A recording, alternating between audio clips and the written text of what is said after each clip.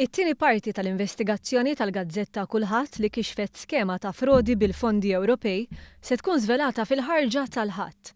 Fost oħrajn din l-investigazzjoni mistennija titfa' aktar dawl dwar għaliex il-Kap tal-Oppożizzjoni ma jridx jieħu l-każ għand l-Uffiċċju ta' kontra l-frodi tal-Unjoni Ewropea, l-Olaf. Il-gazzetta Kullħadd li nhar il-Ħadd li għadda żvelat kif fil-but tal-Partit Nazzjonalista daħlu mijiet ta' eluf ta' euro minn fondi tal-Parlament Ewropew kontra regoli, se turi kif dan ma kienx l-uniku każ.